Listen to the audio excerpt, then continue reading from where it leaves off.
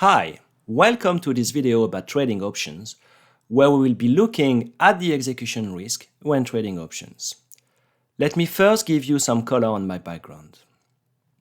After graduating from non-graduate school management, I started in 2000 as a cash equity trader at Pierre Charon Gestion, then as a fund manager in Paris.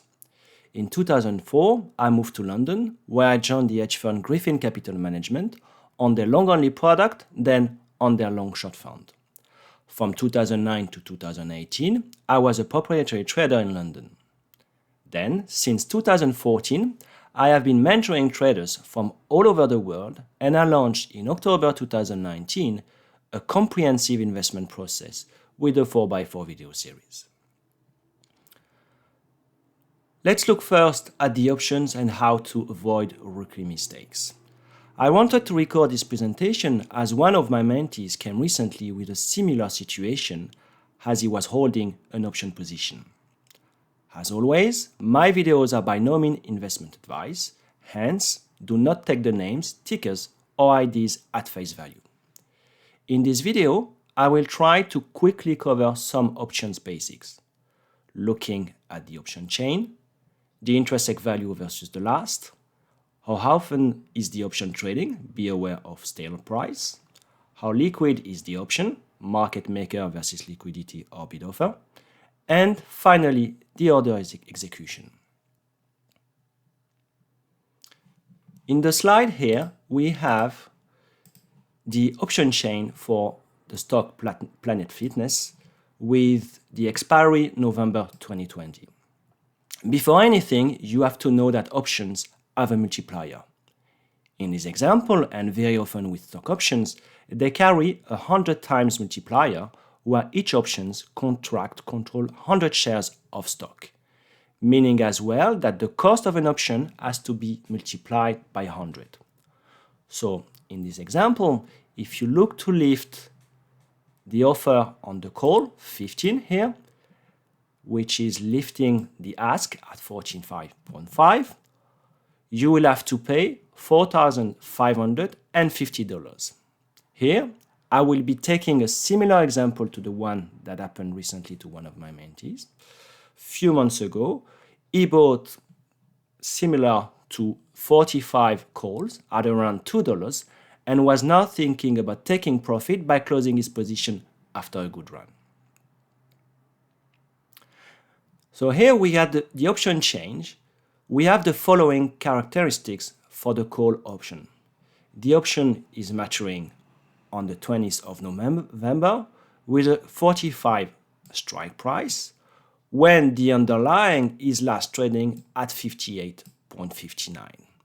The last for the call shows $9.8. And his question was the following.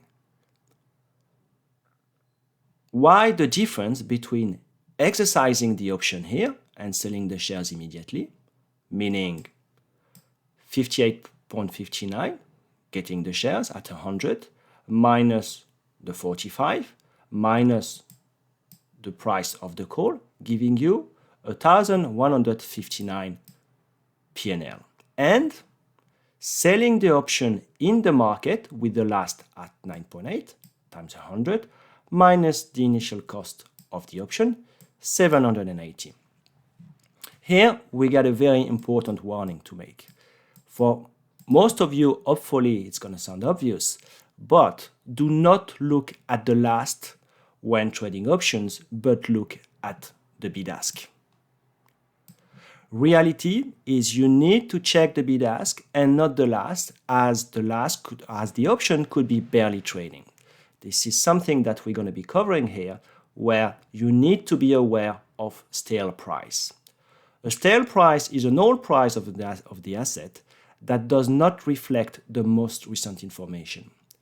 Due to the large numbers of maturities, strikes, puts and calls, all single options might not be trading on the day, and hence the last could be outdated. So the odds of a stale price goes hand in hand with the underlying liquidity, meaning if the underlying of the options is very illiquid, you get a bigger chance of the option not to be trading very often. Secondly, if the strike of your option is very far from the underlying, meaning out of the money, you get less chance normally of the option being trading. The more it is at the money, the more chance normally it is trading. And finally, the maturity. The further away the maturity is from today, the less chance normally the option is trading. So let me give you here the example of the option chain for PLNT, Planet Fitness, for expiry in November 2020. Looking at the left column, this one, where we have some of the last price for calls that are populated. So here we get the last. If I take the first two that are populated, the 27.2 and the 45.1, you can see that they differ from the bid-ask currently in the live market. Hence, here we'll have many stale price. Just to be sure, most reliable brokers will take into account the mid for your options price. Hence, the option should be correctly priced in your P&L.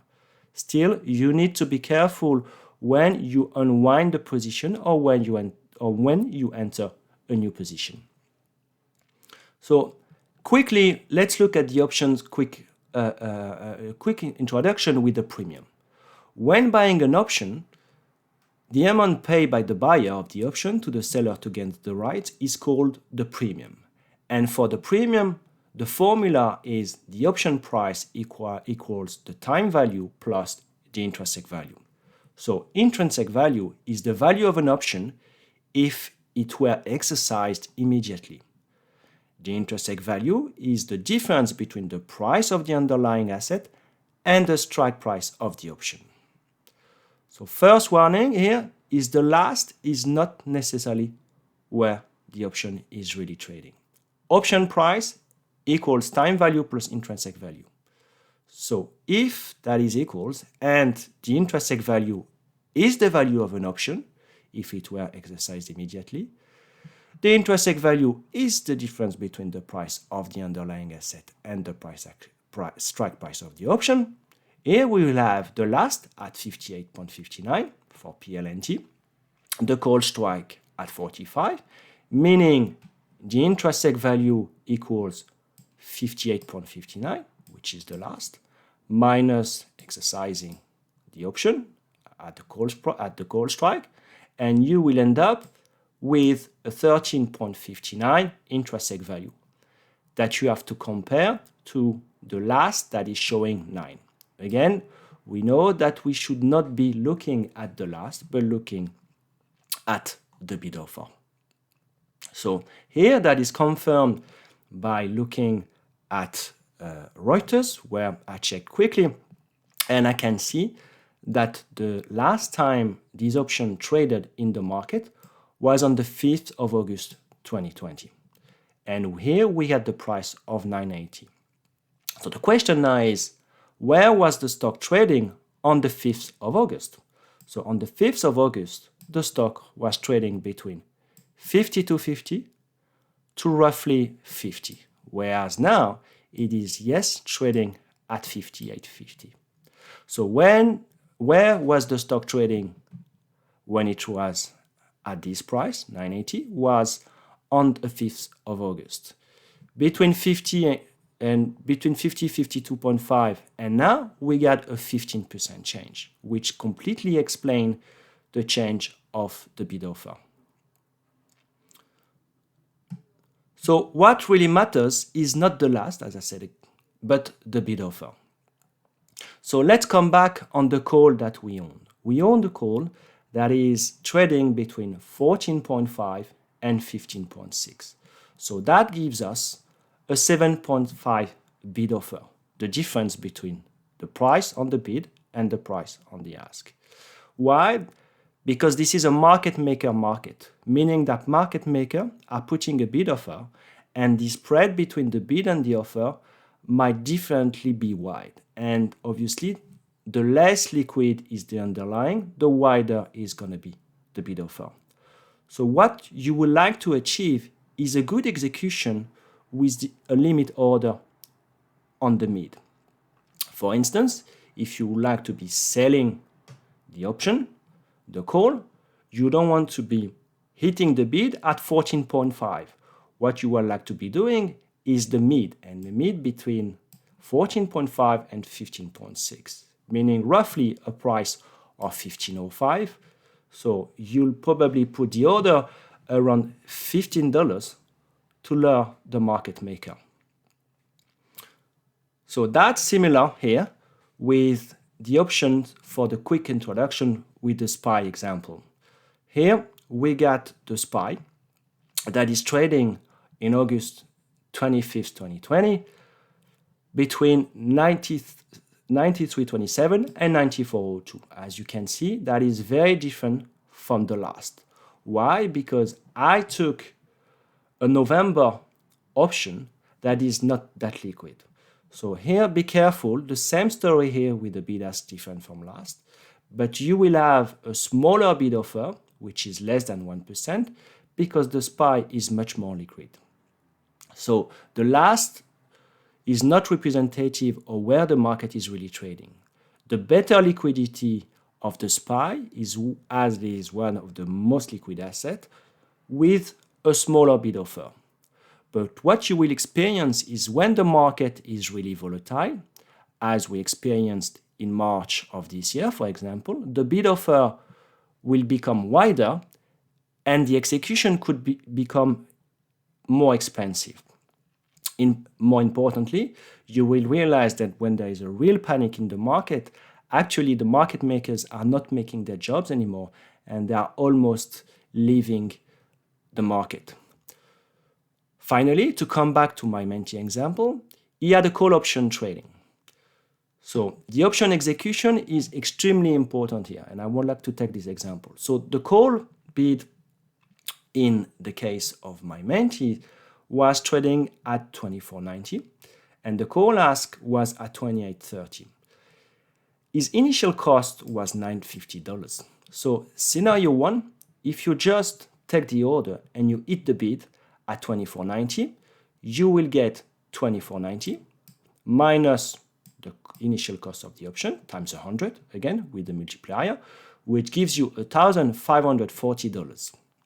In the scenario 2, if you are a bit patient and you don't screw with the order, you will be putting a limit order at the mid. The mid being 28.30, the bid, and 24.90 divided by 2. Sorry, I should have been divided by 2, which gives you 26.6. So the total P&L here will have been 26.60 minus $950 times 100, which gives you $1,710. So here, between the scenario 1 and the scenario 2, you'll get a P&L difference of $1,710 minus $1,540, which gives you $170. $170 roughly versus these two numbers give you a 10% of potential gain.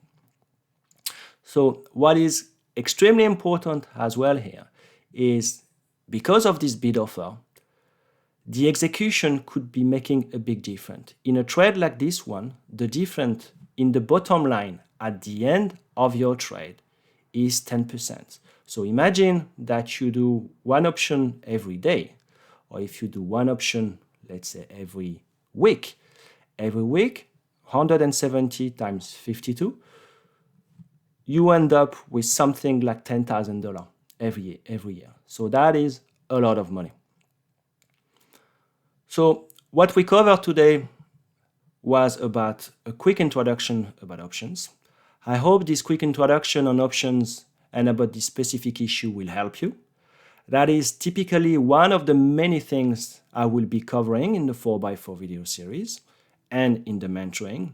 I thought that was interesting to share quickly this experience from my mentees. And as always, if you have any questions, please feel free to reach.